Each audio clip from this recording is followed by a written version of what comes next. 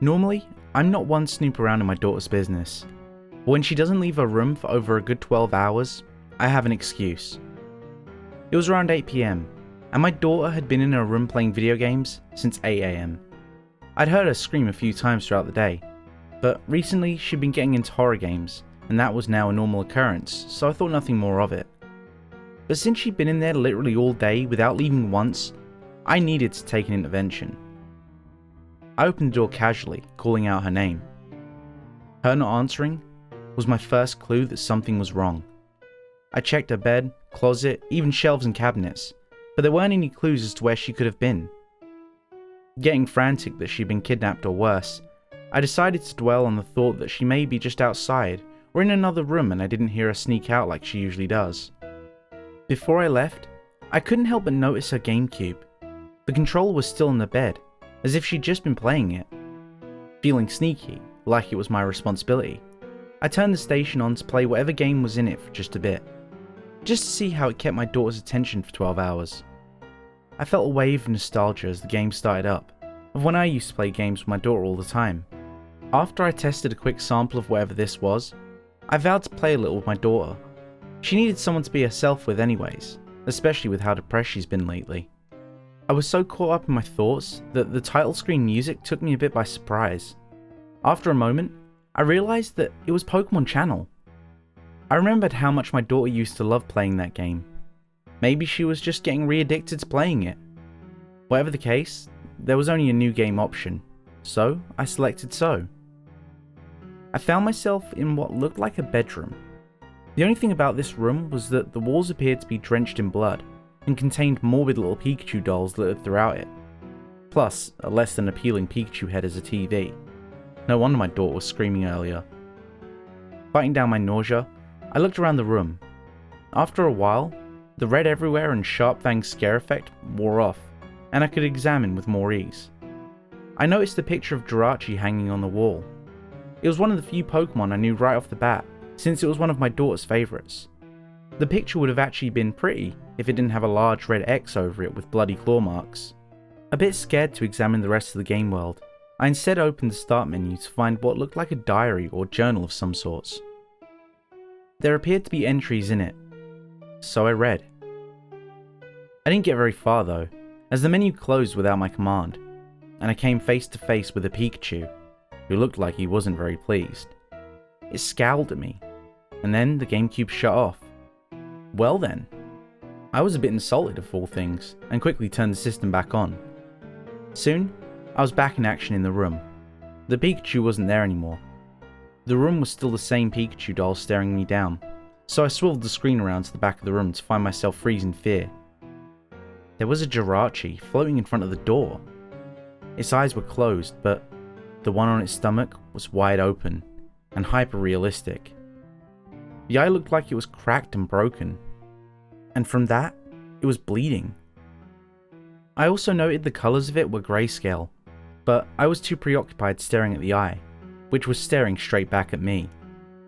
I cannot describe the relief I felt when that thing left. I'd realised I'd been holding my breath and let it out. It felt like an icy claw had been holding a grip on me, and that now it had released me.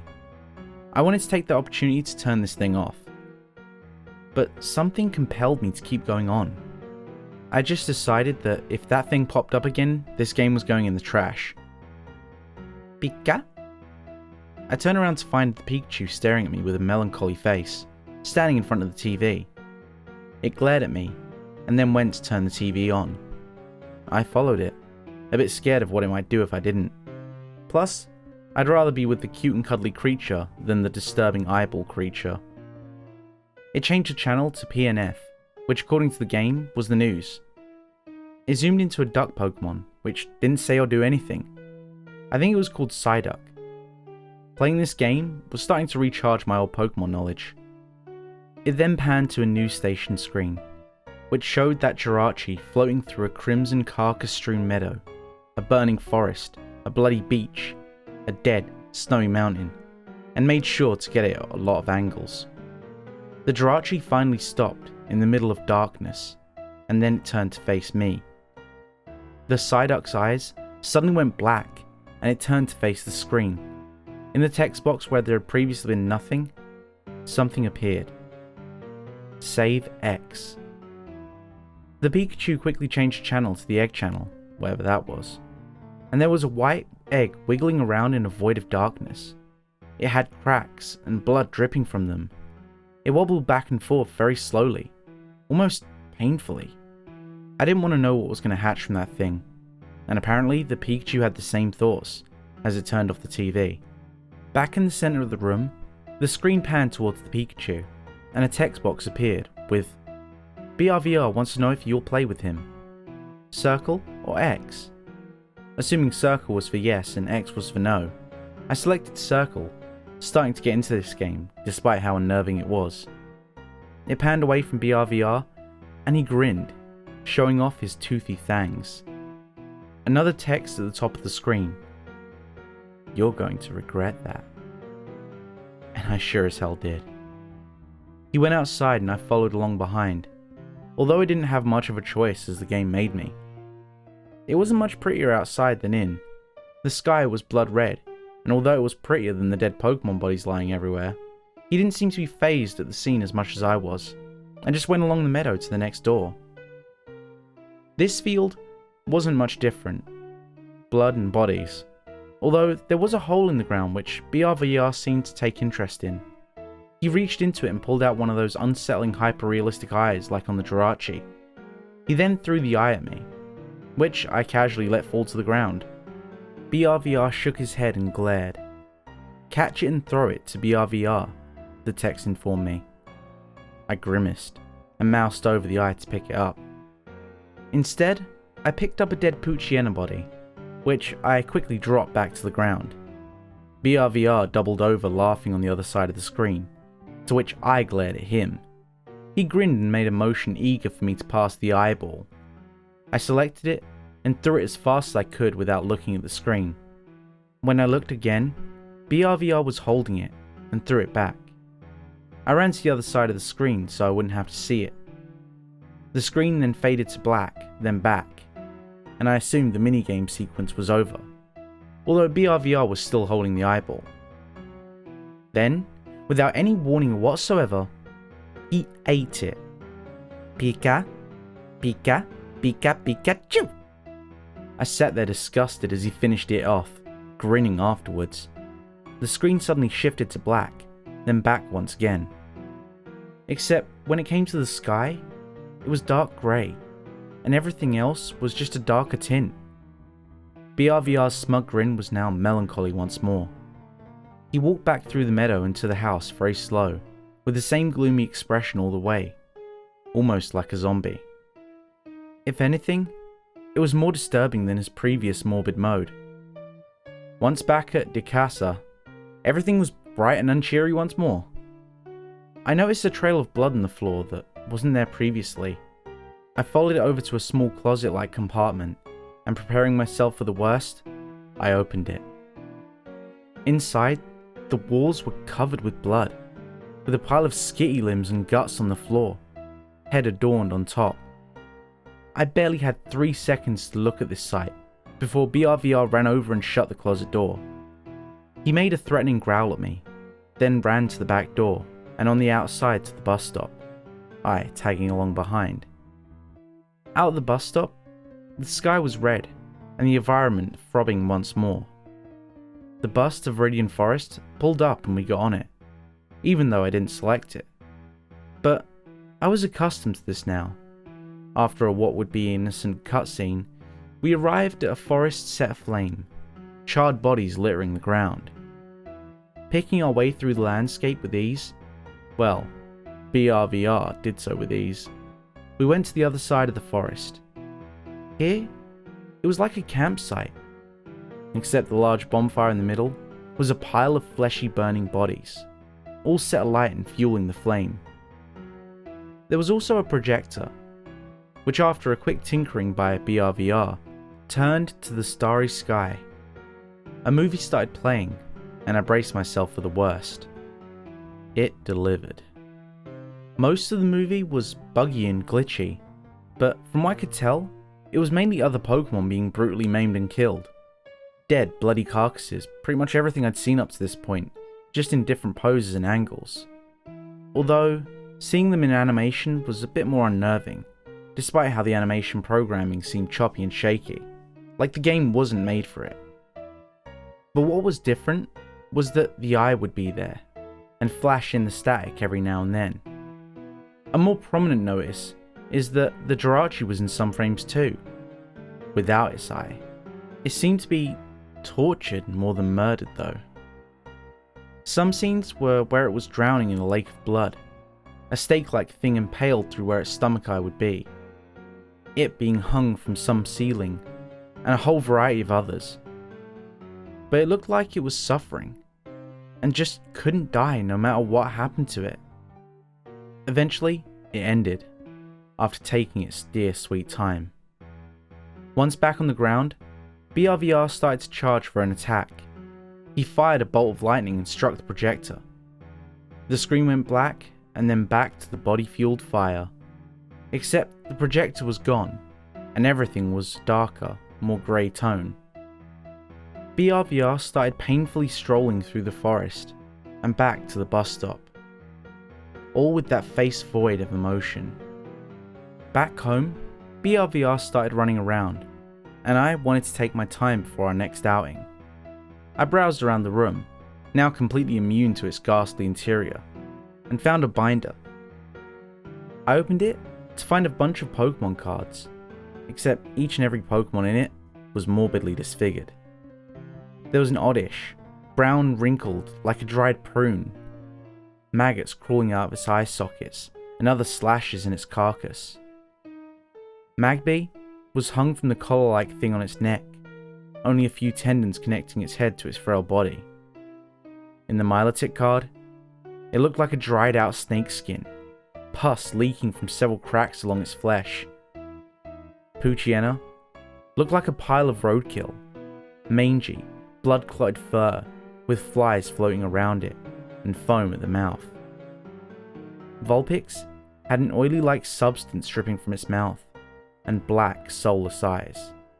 And of course, the Jirachi card looked like the demented version of it I was getting used to. But the one that genuinely gave me the chills was the Pikachu. It was curled up in a ball with its eyes closed, floating in a red fleshy void, and bobbed up and down as I moved the card around with a control stick. It reminded me of a fetus still in the womb, which quite frankly, creeped the hell out of me more so on a personal level than any other cards, so I hastily changed it. Once I was done browsing the card collection, which was pretty quick, I exited out to find BRVR holding one of those morbid Pikachu dolls. He looked somber, and walked around slowly with it for a minute, like a lost child looking for his mother. Then, he turned to me. He walked up to me and asked a question in text. "Do you know what's happening to me?" It didn't talk in third person perspective like before, so this was a bit of a fourth wall breaker on me. I selected X because, quite frankly, I still didn't have much of a clue as to what was going on at all. He sighed and looked despondent and defeated. He set down the doll and then ran out the door, me following in tow. At the bus stop, we hopped on the bus to Cobalt Coast. The beach was littered with bodies and the water bloody. A perfect vacation destination. Before I could get a good examination of the place, BRVR ran out into the ocean. He sprinted way far out there and started swimming, and eventually on out of my sight.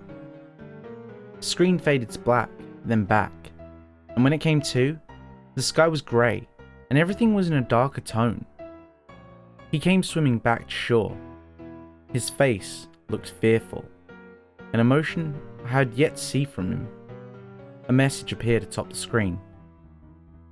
BRVR tried to wash away the pain. It didn't work. He walked slowly back to the bus, looking around every few seconds, like he saw something who knows how awful in that ocean, and it might come back to get him. Once into the bus and back at the house, he still seemed a bit paranoid. I felt myself pretty good since that was the shortest outing yet. I selected the Pokemon Mini that was sitting next to the binder, since I didn't get a chance to check it out before. There were 6 games to choose from, so I picked a random one on the bottom left. When the game started, it was a glitched mess. I was surprised I could find a start button. Once it started, the background to it was solid black, with a pair of sharp teeth floating in it. A heart appeared below it, and I pressed A. The fangs opened and closed like it was eating it, and a positive bleep sound, so I assumed whatever I did was right. I kept eating the hearts for a couple of seconds, until an eyeball appeared. When I ate it, the minigame glitched out into a chaotic mess, even worse so than before, along with a high-pitched noise that grated my eardrums. I quickly mashed a variety of buttons until I exited out of that mess and was back in the room. BRVR was standing in front of the back door, and I knew what that meant before he even opened it and went to the bus stop. This time, we went to Mount Snowfall. It was snowing softly, and frostbitten bodies were piled up halfway under the snow. I felt more sad here than anything else. It wasn't grotesque and brutal like the other places, but more of like a sad graveyard. BRVR seemed to feel the same way, as he slowly and carefully treaded through the snow, over to the next section, and into a temple dubbed by the game, the Ruins of Truth. Inside it was pitch black. BRVR walked over to the left to find 2 what I assume would be flowers, except they had eyeballs instead of petals. He charged up an electric attack and fired it at one, which caused it to glow and illuminate the room in a dark red hue. He lit up the other one, which made the room even brighter. The room was still fairly dark. The red hue just seemed to make it more ominous. BRVR walked over the bridge and to the other side, where a tall stone tablet was sitting, with a big circle and X button. I selected it, and a question appeared. Redemption? I suddenly felt very anxious and bit my lip, unsure of how to answer. I selected the circle and hoped for the best. BRVR walked up and pressed the circle button. The tablet sank into the ground. The pillars surrounding the now hole in the ground suddenly lit up, and I felt a pit form in my stomach. The ground shook as something started to rise from the hole. Although BRVR didn't even flinch. Out of the hole rose the demented Jirachi. Text appeared on the top of the screen. There is no redemption. The eyeball on Jirachi's stomach rose over its head, and just when I was about to cover my eyes, the screen cut to black. When it came back, it was on the egg channel. The same egg from before was still there, but before I could react, the bleeding egg started glowing, and then it hatched. Out popped a Jirachi. A normal, non-mentally scarring Jirachi. It flew off the screen, and then the channel changed, like when you're watching TV on a full screen with Pikachu. It went to a static channel titled 444. The background was red, fleshy and throbbing, just like in that Pikachu card. Speaking of the devil, BRVR was in the middle of the screen too. Text appeared at the top of the screen. BRVR will never be born. He closed his eyes, gave a wide, sharp-fanged grin, and the eyeball that had been haunting me the whole game opened up on his stomach. As soon as it appeared, it was gone, and the game was back on the title screen. The continue button, still missing. I sat there, dumbfounded for at least a good, solid 5 minutes. It was as if all the horror I'd just witnessed finally came crashing down on me. And I was petrified, afraid to move a muscle. Despite everything rational inside my mind screaming at me, "You're an idiot," I tentatively selected the new game option. "Mum, why are you in my room?" The tension broke as I had to cover my mouth to keep from screaming. I sighed in extreme relief when I saw it was just my daughter at the door, looking at me like I belonged in a mental asylum, which at the moment, I felt like I did. I noticed that it was getting late, and I told her to go to my room and wait for me there. She agreed, although still obviously confused. I'd ask her questions later, but for the moment, I took out the CD from the GameCube. I turned around to go throw this thing in the trash can where it belonged, but I was cut short. In the mirror was the Jirachi eye. Thank you for sticking around to the end. If you enjoyed today's story, don't forget to leave a like. And if you want to hear more stories like it, don't forget to subscribe and click that bell icon. That way you'll never miss a story. Oh, and if you haven't already, don't forget to follow me on Twitter so you can keep up with the latest goings on the channel.